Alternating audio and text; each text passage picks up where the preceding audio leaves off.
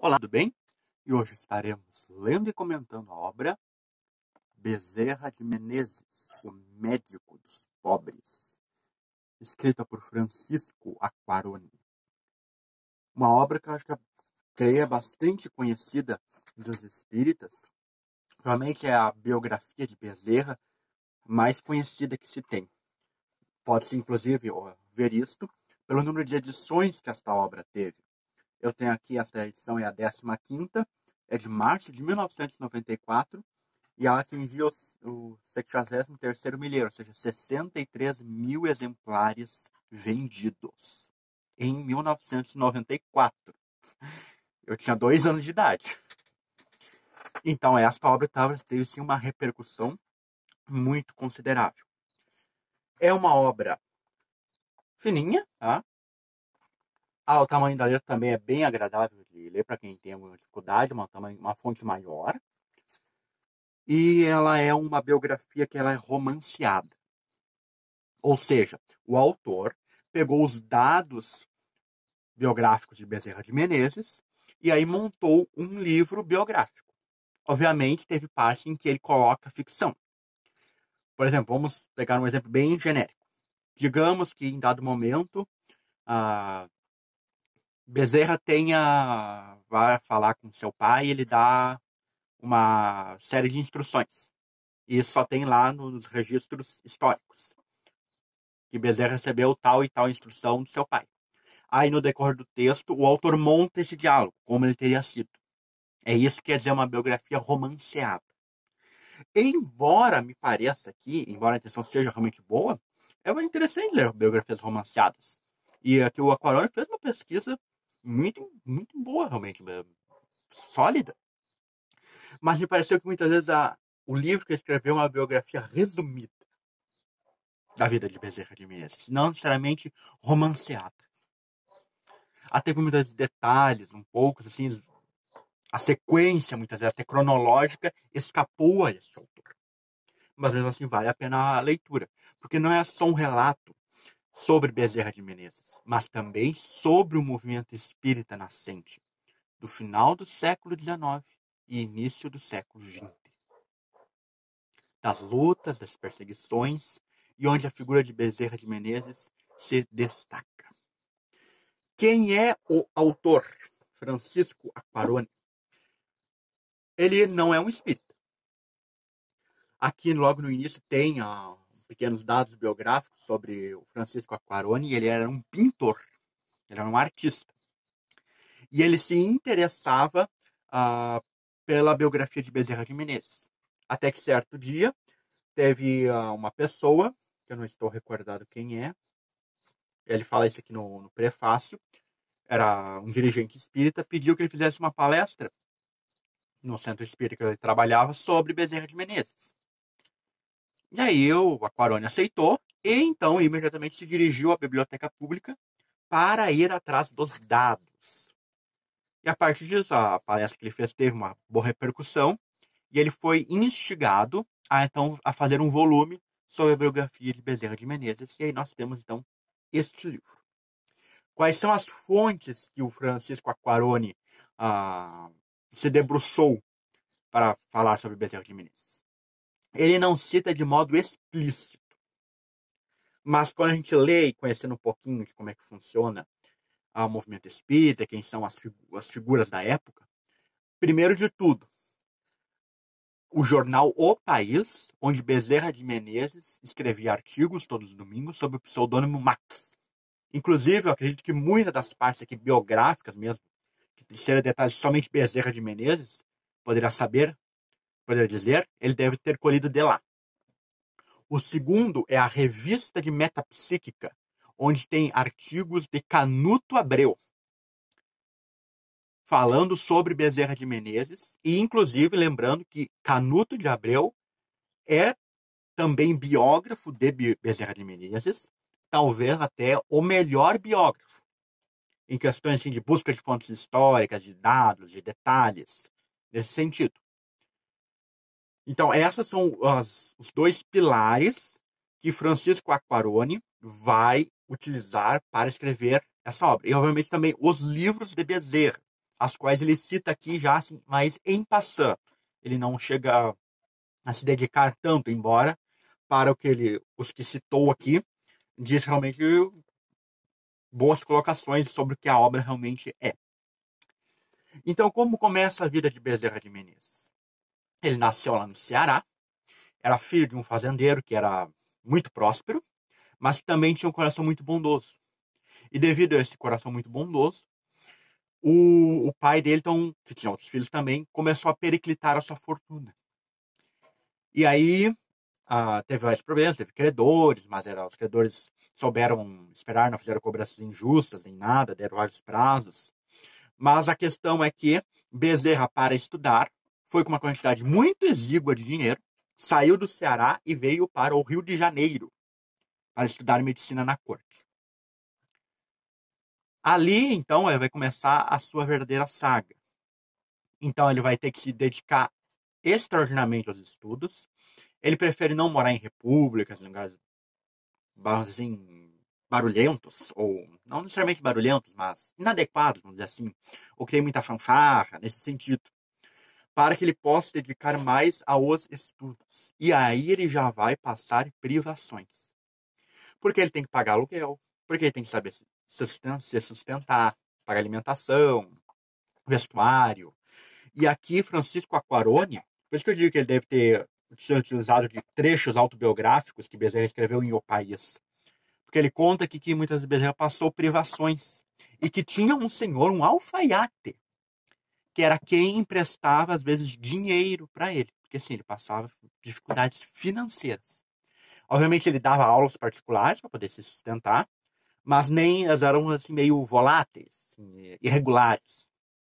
E um dos episódios que tem é que uma certa vez ele estava sem recursos mesmo, nem para o alfaiate ele tinha mais condições de pedir, porque era uma quantidade assim, já muito acima. Porque aí tinha questão de vestuário, tinha aluguel que estava já ali pertinho de estourar, vários problemas, e aí exigia uma quantidade muito acima. E ele estava meio assim, desesperado. É o termo técnico aquarandista. Uma das únicas vezes em que Bezerra de Menezes se desesperou. E aí ele pensa em ir fazer uma dívida no banco. Mas aí ele fica naquela. Ele vai e vem, aquela coisa assim, mas vou me endividar, mas como é que eu vou pagar depois? E fica aquela coisa assim, faço, não faço. Até que ele resolve orar. E dali a pouco tempo aparece um estudante querendo aulas de matemática. E aí Bezerra responde que é a matéria que ele menos detesta. É a minha única decepção com Bezerra, porque eu gosto de matemática. Mas aí o estudante insistiu, etc. E o Bezerra aceitou.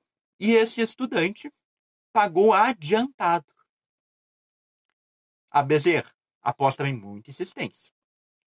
Aí então Bezerra, lá, dá graças a Deus por ter recebido então aquele dinheiro para pagar seu aluguel, as outras pendências que tinha, se dirige à biblioteca para pegar livros de matemática e vai estudar ali com afinco. E o estudante nunca apareceu para as aulas. E é assim a vida de Bezerra de Menezes. Tem vários fatos dos mais interessantes. Após terminar sua clínica, então vai montar um consultório, vai ter inúmeros clientes que não podem pagar. A Quarone vai dizer assim que a fama, a popularidade de Bezerra de Menezes, isso se extravasou, assim, tomou conta de toda a capital do Rio de Janeiro, toda a capital do Rio de Janeiro e provavelmente também além, porque ele disse que eram muitas e muitas pessoas que iam até o consultório para poderem ser atendidas por Bezerra de Menezes, porque ele atendia gratuitamente. E não só isso, auxiliando financeiramente, com remédios, com roupas, por aí vai. Inclusive é nessa obra aqui que tem aquele relato bem famoso dele, que chegou uma mãe, lá com um filhinho lá, que ela estava numa situação de miséria, assim, a Corão diz mesmo, assim, era a aprovação terrível da fome. E aí então Bezerra lá, faz o diagnóstico da criança, ausculta, faz todos os procedimentos, receita e entrega para a mulher, dizendo para dar aqueles remédios ali de hora em hora, que o filho dela com certeza iria se curar. E a mulher se debruça lá em lágrimas, porque ela não tem, mal tem dinheiro para alimentar, que dirá para remédio. E aí Bezerra cata ali apalpa os bolsos ali, o paletó ali, não tem um tostão furado.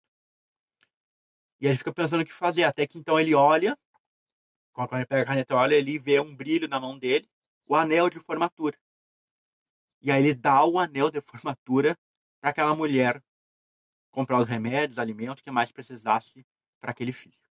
É um relato realmente dos mais emocionantes que essa obra aqui traz, mostrando a figura bondosa, generosa desse grande benfeitor do movimento espírita.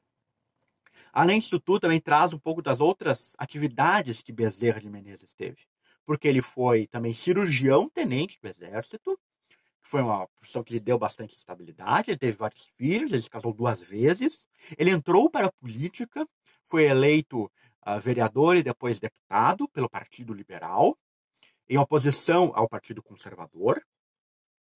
E essa palavra liberal a gente tem que ser entendida no contexto da época, tá? Não é o contexto, por exemplo, de hoje. Inclusive, essa palavra às vezes é um balaio de gato. Aqui, por exemplo, no Brasil, no conceitual, liberal seria alguém de direita. Tá? Nos Estados Unidos, liberal é um esquerdista. Então, essa palavra varia muito conforme a época, conforme o lugar, tá? Mas aqui tinha outra conotação do que a gente está acostumado a entender no nosso contexto da sociedade contemporânea, tá? Então, ele foi também político, lutou pelo fim da escravidão.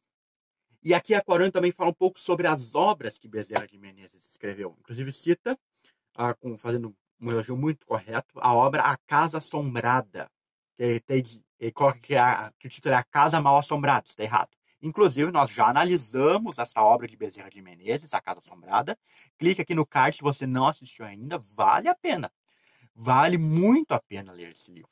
E o Aquarone, ao analisar essa obra, 3, 4 linhas, assim, não se dedica muito, ele diz que realmente se Bezerra de Menezes quisesse ter seguido a carreira das letras, teria sido um excelente beletrista, um excelente romancista. E é verdade.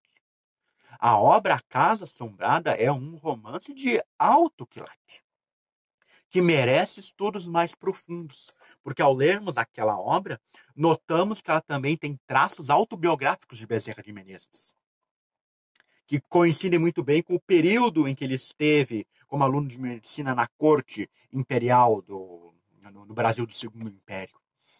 Vale realmente a leitura. Depois já vai citar também outras obras aqui, vai citar A Loucura sobre o Novo Prisma, embora não dê o título, mas diz que Bezerra se dedicou ao estudo disto, e também a obra Lázaro, o Leproso. Sobre as outras obras de Bezerra de Menezes, ele não comenta. Aí ficou realmente uma lacuna que poderia ter sido preenchida, porque realmente Bezerra foi um escritor muito profícuo. O Aquarone fala bastante sobre a coluna Espiritismo e Estudos Filosóficos, em O País, que foi realmente uma tribuna para Bezerra de Menezes defender o Espiritismo e propagar as ideias espíritas. Mas o ponto principal dessa obra é a relação de Bezerra de Menezes com o movimento espírita. Que Bezerra de Menezes então vai se converter ao espiritismo a partir de uma leitura de O Livro dos Espíritos, oferecida pelo Joaquim Carlos Travassos, que foi o primeiro tradutor no Brasil das obras de Allan Kardec. E a partir da leitura, imediatamente ele aceita o espiritismo, porque ele percebeu que tudo que ele dizia ele já sabia, embora ele não soubesse, embora ele não tivesse lido naquela vida, obviamente, sobre tudo aquilo para ele estava claro como um espelho d'água. Então ele passa a entrar e a militar dentro do movimento espírita. E aí que ele provavelmente vai sofrer as maiores agruras da sua vida. Pela falta da união.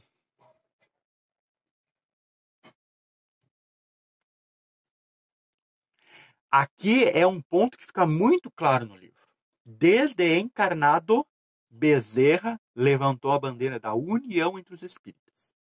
E aqui também vem um erro do Aquarone. Porque o Aquarone aqui ele vai colocar o problema que Bezerra de Menezes enfrentou com uma divisão dentro do movimento espírita, entre os místicos e os científicos. Ele vai tentar explicar o que é isso, mas aí ele perde um pouco a essência. Ele vai dizer assim que os científicos são aqueles que só queriam estudar os fenômenos. E os místicos é o que aceitavam o evangelho. De certa forma, é uma divisão que pode ser usada, mas ela não é 100% adequada. Porque aqui a questão do rustanguismo ficou margeada. Tá? Não aparece. Ele cita-se muito em passant. E por que o Aquarone faz essa divisão? Que não traduz exatamente a realidade dos problemas que havia no Espiritismo naquela época. Porque o Aquarone não entende de Allan Kardec. Aquarone que vai dizer críticas injustas a Allan Kardec. Ele vai dizer que Kardec codificou sim o Espiritismo, isso ele aceita, mas o fez em linguagem científica. Que o Livro dos Espíritos é um livro totalmente científico. Que ele não tem acesso às camadas populares. Que ele foi feito para os cultos, foi feito para as pessoas intelectuais, foi feito para a elite, e não para o povão em geral. É essa visão que o Aquarone tem da obra de Allan Kardec. O que, obviamente, sabemos que não é verdadeiro. Obviamente que o Livro dos Espíritos não usa assim uma linguagem assim, não é tão simplificado. Ele tem essa complexidade porque o tema é complexo. Mas ele tem um tratamento. Qualquer pessoa que se dedique a lê-lo com atenção irá conseguir se instruir. Obviamente vai ter passagem, vai ter questões, até por motivos históricos, alguma coisa por nomenclatura que não é mais usada, que a pessoa não vai entender. Mas isso se espera de qualquer livro. Ainda mais um livro que trate de um tema relativo a uma doutrina. Por exemplo, se eu pegar um livro de química e eu der para uma pessoa leiga, e que seja assim, um livro assim, que aborde as principais teorias, ou que é um pouco da história da química, o que é que ela diz, vai ter coisas que ela vai entender e vai ter coisas que não vai entender. Mas agora dizer que o Livro dos Espíritos, as obras de Allan Kardec, são apenas para os intelectuais, está aí equivocado. E é a partir dessa leitura distorcida da codificação espírita que o Aquarone vai medir o termômetro do movimento espírita. Embora ele vai usar sim, fatos aqui que ocorreram, fatos infelizmente tristes, infelizes, então a leitura dele é um pouco equivocada. Mas o que aconteceu? O que houve, então, essa cisão? Havia vários centros espíritas no Brasil naquela época, vários também não é o termo exatamente adequado, mas no movimento espírita nascente começavam a surgir diversos centros espíritas. Cada um, vamos dizer assim, era totalmente independente. Cada um fazia o que lhe dava na cabeça. Tá? E aí Bezerra vai pensar, não, mas se nós seguimos uma doutrina, nós temos que falar a mesma linguagem. Não pode eu fazer aqui uma coisa e o vizinho da esquina está fazendo exatamente o contrário, e os dois se dizerem espíritas. Não dá para ser assim. Tem uma coisa errada. E aí que ele vai sofrer inúmeras agruras. A Federação Espírita Brasileira vai ser fundada e o Aquarone que vai defender que o que sustentava a Federação Espírita era o atendimento aos necessitados, era a prática da caridade. E Bezerra de Menezes defendia isso, mas defendia além disso. Bezerra foi o primeiro a defender uma escola de médiums. Passou a defender estudos públicos, onde se explicasse o Livro dos Espíritos, a Gênese, as obras de Allan Kardec. Ele vai se dedicar integralmente a dar um passo a mais. Porque ele dava o passo fundamental, ele dava assistência material e muito, como a gente bem conhece. Mas ele se preocupava em unir todos os espíritas, a criar realmente uma família espírita. Tanto é assim que depois de muitas lutas, como ninguém fica dando bola para ele, começa a ser isolado. Os projetos que ele começou começam a ser abandonados. Ele funda um centro para propagar a ideia da escola de médicos. E teve gente no movimento espírita que foi contra. Que achava que se fizesse a escola de médicos, os médicos terminariam obsidiados. E Bezerra de Menezes, não, é o contrário. Se não fizerem a sua educação, aí é que terminarão obsidiados. Mas como ninguém quis comprar a ideia dele, ele foi lá sozinho levantar a bandeira. Fundou um centro, colheu sócios, etc. Mas os mesmos passaram a não ir. E eu acho que esse é o momento mais dolorido da vida de Bezerra. Porque vai chegar um ponto que ele vai ter que ir lá bater porta em porta atrás das pessoas que resolveram seguir com a ideia, assim, aceitaram fundar uma nova sociedade, e as pessoas simplesmente foram deixando para lá, não, vota por mim, decide por mim. Porque nem para fechar a sociedade queriam decidir. Ficaram totalmente em cima do muro. E aí Bezerra tem que se dirigir à Sociedade Espírita Fraternidade, que era o grupo do Saião, do Bittencourt Sampaio e outros, e lá pedir nem que fosse uma mesa para ele continuar. Porque sozinho não tinha nem mais como pagar o aluguel do prédio. E aí vão aceitar, o Bezerra vai ser acolhido na Cidade Espírita Fraternidade, ele vai colocar o seguinte aviso. Vejamos que interessante. Logo na semana imediata, apareceu nas colunas de O País, o aviso seguinte. Centro Espírita com sede na velha Sociedade Fraternidade, tendo por bandeira Deus, Cristo e caridade, auxiliará o desenvolvimento intelectual, criando um estabelecimento de humanidade, onde o ensino seja gratuito à mocidade, mantendo o Reformador, a revista, e dando à luz uma revista de estudos práticos da doutrina, sob o ponto de vista científico, fazendo conferências públicas ao alcance de todas as classes.